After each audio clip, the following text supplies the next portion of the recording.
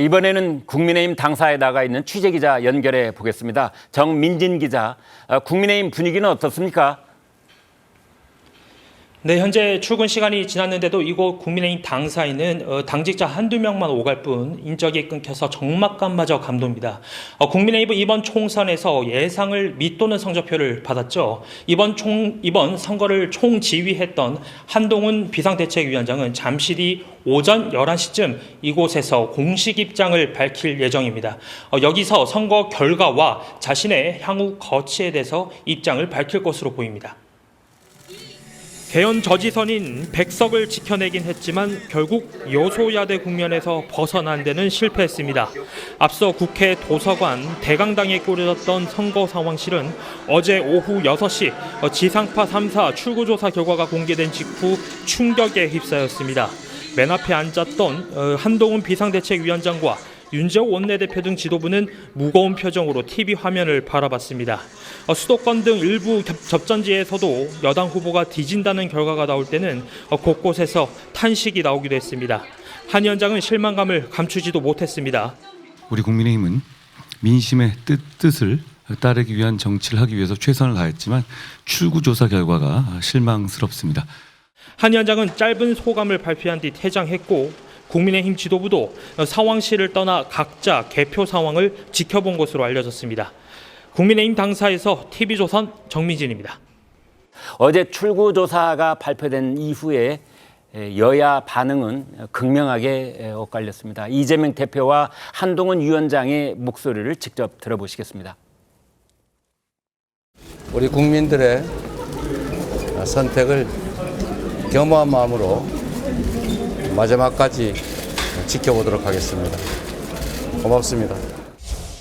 우리 국민의힘은 민심의 뜻을 따르기 위한 정치를 하기 위해서 최선을 다했지만 출구조사 결과가 실망스럽습니다. 한동훈 위원장이 이제 민심을 따르기 위한 최선을 다했지만 결과가 그렇지 못했다, 실망이다라는 말을 했는데, 자, 한동훈 위원장에 대해서 그 평가를 어떻게 해야 될 것인가, 뭐 여러 가지 얘기가 나오고 있는데, 일단은 나름 선전했다, 크게 나눈다면 아니야, 역부족이었어, 뭐 이렇게 양갈래가 있을 수가 있는데 어떻게 하시겠습니까? 그 한동훈 위원장의 이 성적표에 대해서는 좀 여러 가지 의견이 나올 수가 있어요. 네. 기본적으로 저희가 114석을 갖고 있는 상태에서 오늘 제가 볼 때는 한 109석으로 봅니다. 네. 아까 말씀하신 건 108석인데 비례 2석이 아직 결정이 안 돼서 그랬죠. 298석만 지금 결정돼 있는 상태니까요. 네. 뭐 109석이라고 할 때 한 5석 정도가 이제 모자라는 성적인데 네. 한동훈 비대위원장이 그동안 정치를 쭉 하던 분이거나 네. 이랬으면 모르겠는데 장관을 하다가 갑자기 저희 당의 비대위원장으로 와서 네. 저희 당이 몸담은 지가 넉 달이 안 됩니다. 네. 오자마자 당을 이끌었고 총선을 치렀던 입장에서 이 정도의 의석수를 확보해서 총선 성적표를 매긴다고 할 때 전적으로 그럼 한동훈 비대위원장의 책임이라고 할 거냐, 네. 거기에 대한 평가가 달라질 수가 있는 것이고요.